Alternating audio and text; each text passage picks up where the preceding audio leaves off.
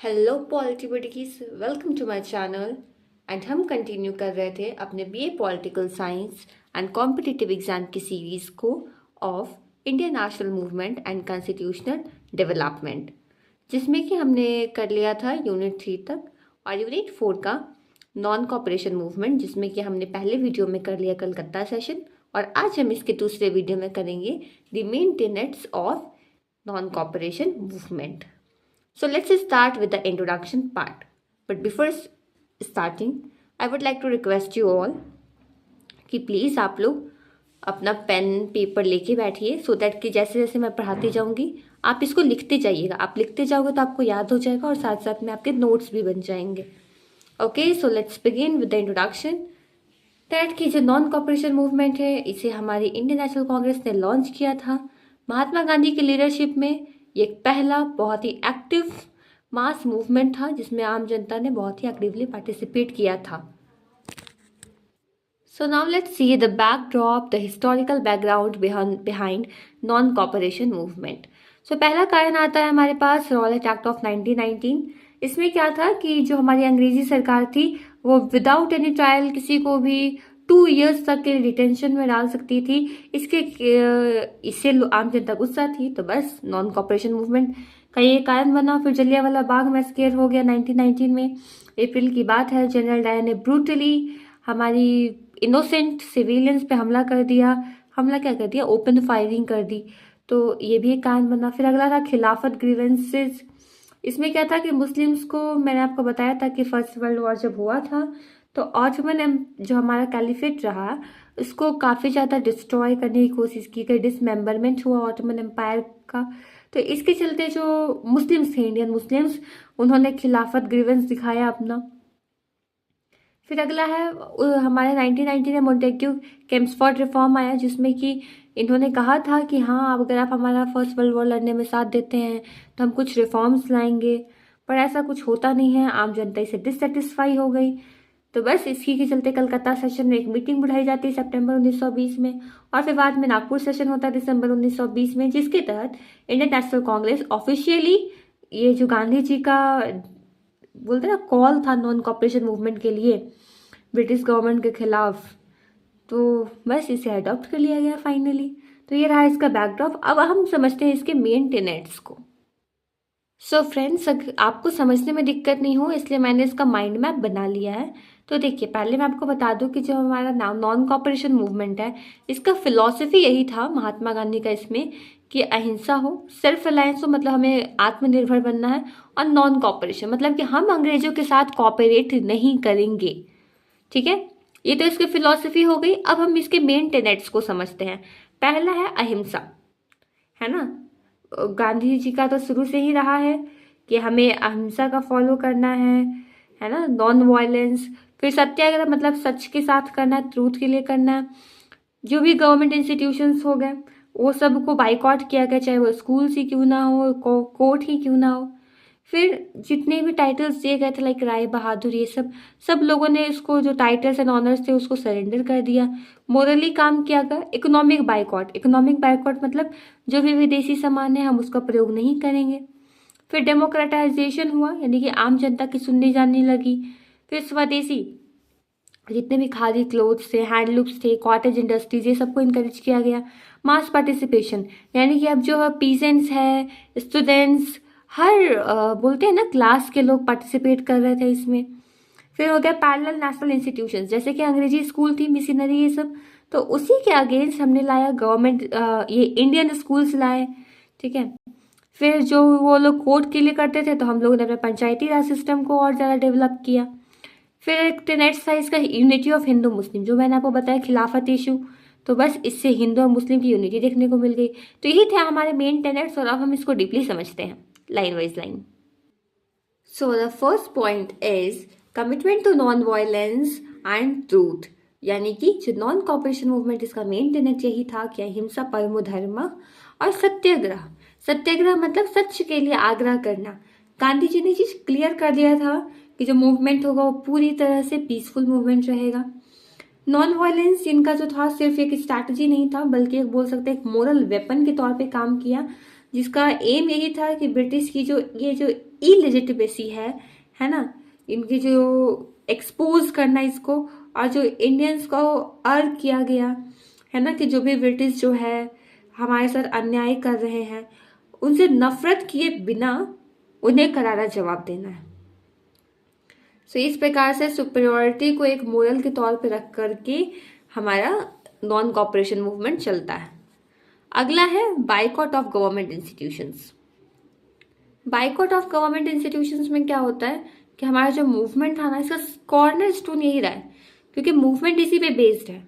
Movement में क्या है, नॉन कॉपरेशन, मतलब हम आपके साथ अब कॉपरेट नहीं करेंगे। हम कॉपरेट इसलिए नहीं करेंगे, आप हमें कहोगे कि हम स्वदेशी, आप हमें कहोगे कि हम आपकी जो भी गुड्स हैं, फॉरेन गुड्स, उसका इस्तेमाल करेंगे, हम कहेंगे कि हम नहीं करने वाले हैं, हम करेंगे अपने खादी क्लोथ्स का यूज़। तो ये जो है ना कॉर्नर स्टोन रहा है ये विड्रॉइंग कॉपरेशन, क्योंकि हमने जो अंग्रेजी सरकार है उनके साथ हमने निश्चय कर लिया कि हम उनके साथ कॉपरेट नहीं करने वाले हैं। और तो और जो एजुकेशनल इंस्टीट्यूशंस हो गए, स्टूडेंट्स को बोला गया भैया आप स्कूल्स बाइकआउट करो अपने, जो भी, अगर आप मिशनरी स्कूल जो सरकार, उस टाइम पे सरकार, जब भी मैं सरकारी स्कूल कहूंगी तो मतलब कि मैं अंग्रेजी सरकारी स्कूल की बात कर रही हूँ। सो जो भी है सरकारी स्कूल्स हैं, कॉलेजेस हैं, वो सबको कहा गया कि आप इसे बाइकआउट कीजिए, चाहे वो हमारे इंडियन टीचर्स हो, चाहे वो इंडियन स्टूडेंट्स हो, और instead of this you can join, ठीक है, जैसे जामिया मिलिया इस्लामिया हो गया, काशी विश्व विद्यापीठ, गुजरात विद्यापीठ, ये सारे जो हमारे नेशनल स्कूल्स हो गए उसको आप ज्वाइन करो। जो भी लॉ कोर्ट्स रहे हमारे, ठीक है, जैसे कि उसमें CR दास हो गए, मोतीलाल नेहरू जी हो गए, इन सभी ने रिजाइन कर दिया अपने प्रैक्टिसेस को। देखिए, गवर्नमेंट ऑफ इंडिया एक्ट 1990 के तहत आपको तो पता ही है कि डैट सिस्टम आ गया था। गवर्नमेंट ऑफ इंडिया एक्ट 1919 की वीडियो आपको मेरे चैनल पे मिल जाएगी, you can check in the playlist also. Okay, so इसके तहत हमें इलेक्शंस का तो राइट था।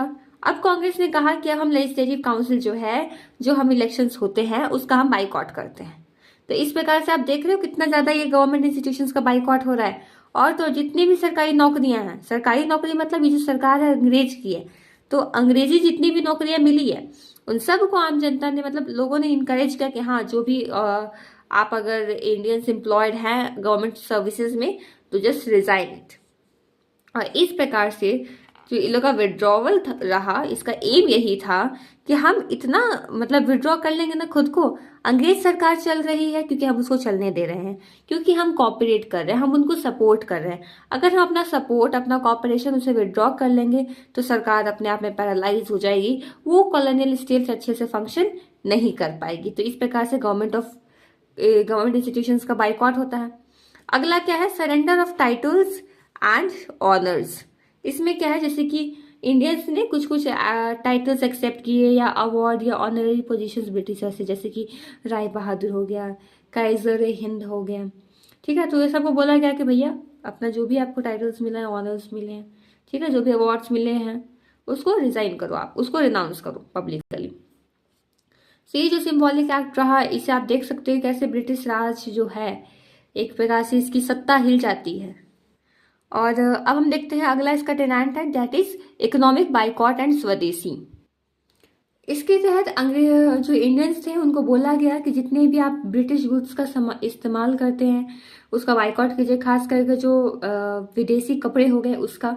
इन्होंने एम्फेसिस दिया खादी क्लोथ्स पे कि हाँ जी जो हैंडस्पन क्लोथ है उसको बढ़ावा दिया जाए, जो हमारी हैंडलूम इंडस्ट्रीज है उसको रिवाइव किया जाए, इनकरेज किया कॉटेज इंडस्ट्रीज को, जो विलेज हैंडीक्राफ्ट्स हो गए ये सब को। अब बोला गया कि हाँ जी अब हमें जो हम ब्रिटिश से जो इम्पोर्ट्स करते हैं ना रॉ मटेरियल दे करके, उनसे हम जो फाइन मटेरियल खरीदते हैं एक्स्ट्रा रेट्स पे, उसको रिड्यूस करो, हम उन पर डिपेंडेंट अब नहीं है, हम अपने खुद का चीज़ों का यूज़ करेंगे। और इस प्रकार से मैं आपको बता दूं जितने भी विदेशी कपड़े थे सबका बोनफाइज, सबका बहिष्कार किया गया, सबको चला दिया गया।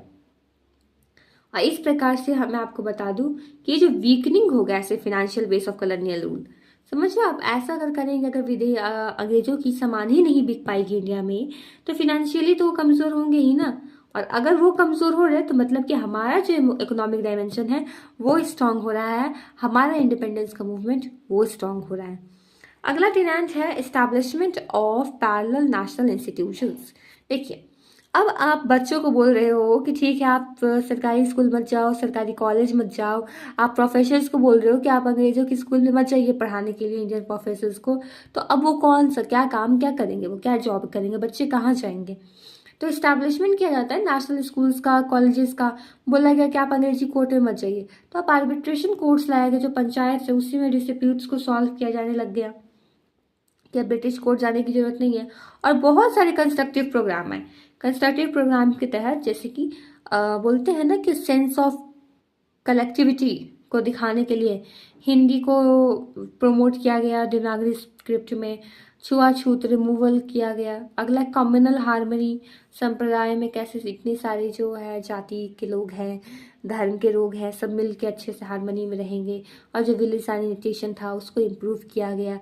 तो इस प्रकार से हम कह सकते हैं गांधी जी का जो आइडिया है ना कि एक सेल्फ रिलायंट इंडिया बनाना, आत्मनिर्भर भारत बनाना, वो झलक रहा है। फिर अगला डिमांड था इसका कि unity of Hindu and Muslim. ये तो बहुत अच्छे से आपको पता है कि नॉन कॉपरेशन मूवमेंट ये एक अलायंस रहा हमारे खिलाफत मूवमेंट के साथ। तो खिलाफत मूवमेंट में मुस्लिम्स तो थे ही, तो बस हिंदू मुस्लिम एक हो जाते हैं।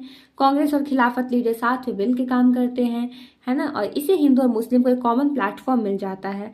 और इसे हम बोल सकते हैं ना कि एक अनप्रेसिडेंटेड कॉम्युनल यूनिटी, जिसको हम लोग इमेजिन भी नहीं कर सकते। हिंदू मुस्लिम को आज के टाइम पे साथ होना बहुत मुश्किल है ना। कितने पाकिस्तानी भी कुछ भी करते हैं तो कहीं ना कहीं इनडायरेक्टली रिलीजन हम लोग के देश में वो मुस्लिम इस्लाम ये तो आ ही जाता है। Although but it's a good thing कि कॉम्युनल यूनिटी हमें देखने को मिली। सोच रहे हो आप कि जब अंग्रेज हमारे साथ हमारे खिलाफ थे तो हम हिंदू मुस्लिम ने कैसे यूनिटी दिखाई। अगला है मोरल एंड स्पिरिचुअल रिजेनरेशन। इसमें क्या है कि जो सोशल रिफॉर्म, ठीक है, यानी कि अब सोशल रिफॉर्म पे भी काम किया गया। महात्मा गांधी के तो आप आइडियाज़ को जानते ही हैं कि उन्होंने तो शुरू से ही बोला है कि ये जो शराब है, छुआछूत है, संप्रदाय में एक दूसरे के प्रति नफरत है, वो सबको त्यागना है, गिव अप करना है ना। पॉलिटिकल स्ट्रगल को हम लोग लिंक करके चलना है सोशल रिफॉर्म के साथ। जो चरखा है, स्पिनिंग व्हील है, वो भी एक सिंबल बन गया आत्मनिर्भर होने की, सिंप्लिसिटी का, राष्ट्रीय एकता का। और हमने मोरल एंड स्पिरिचुअल जो हम बोल सकते हैं रिवाइवल, उस पर इम्फेसाइज किया गया उसको। ओके, नाउ अगला है हमारा tenet mass participation and democratisation of the freedom struggle. इसमें क्या होता है, पहली बार ऐसा हुआ एक लार्ज स्केल नेशनल मूवमेंट देखने को मिला जिसमें कि peasants, workers, students, women and traders सब ने ज्वाइन किया। और तो ये जो मूवमेंट है ना, ये बोलते हैं ना कि किसानों का गुस्सा, जो बड़े बड़े लैंडलॉर्ड्स हो गए, कॉलोनियल ऑफिशियल्स हो गए, वो सब के खिलाफ मेनली हमें अवध, बिहार, पंजाब, आंध्र, बंगाल वाले क्षेत्रों में देखने को मिला। अब जो है ये हमारा जो बोलते हैं ना नेशनल मूवमेंट में पार्टिसिपेशन, अब सिर्फ एजुकेटेड मिडिल क्लास तक लिमिटेड नहीं रहा। अब ये हमारा क्या कहते हैं फ्रीडम स्ट्रगल जो था वो ट्रूली नेशनल बन गया, एकदम मास बेस्ड ये बन गया पार्टिसिपेशन के मामले में। आइए हम समझते हैं इसके सिग्निफिकेंस को। सिग्निफिकेंस की बात करें अगर हम, तो ये आपका इंक्लूसिव मास ओरिएंटेड रहा है ना। आम जनता सबका पार्टिसिपेशन हुआ है। ब्रिटिश की लेजिटिमेसी को हमने चैलेंज किया। वायलेंस को क्रॉस हमने नॉन वायलेंस के साथ काम किया है। सेल्फ कॉन्फिडेंस, इंडिया में यूनिटी आई इंडियंस के बीच में। और तो इसने एक फाउंडेशन रख दिया कि हाँ आगे चल के और भी मास स्ट्रगल्स किए जा सकते हैं। होता भी है 1930 में सिविल डिसोबीडियंस मूवमेंट, 1942 में क्विट इंडिया मूवमेंट, है ना। आइए हम समझते हैं इसके कंक्लूजन को। तो अगर हम कंक्लूजन की बात करें, मेन टेनेट्स तो मैं आपको बता दी कि इसका यही था, अहिंसा परमो धर्मा, टेररिस्ट का सरेंडर करना, इंस्टीट्यूशंस पैरेलल बना लेना, स्वदेशी को अपनाना, जो बायकॉट करना जितने भी विदेशी सामान हैं, फॉरेन गुड्स ये सब को, क्लोथ्स को, और मास मोबिलाइजेशन, आम जनता हर एक सोशल ग्रुप को अपने में ऐड ऑन करना। तो आप समझ लो कि जहाँ ये लोग इतने पहले मॉडरेट्स जो थे इतनी शांतिमय तरीके से काम करते थे, अब हम लोगों ने रेडिकल शिफ्ट ले लिया है। अब पेटिशंस एंड रेजोल्यूशन से जो इंडियन नेशनल कांग्रेस है वो बदल कर डायरेक्ट मास एक्शन में आ चुकी है। और देखिए होता भी है, महात्मा गांधी का शुरू से रहा है कि हमें वायलेंस को नहीं करना है।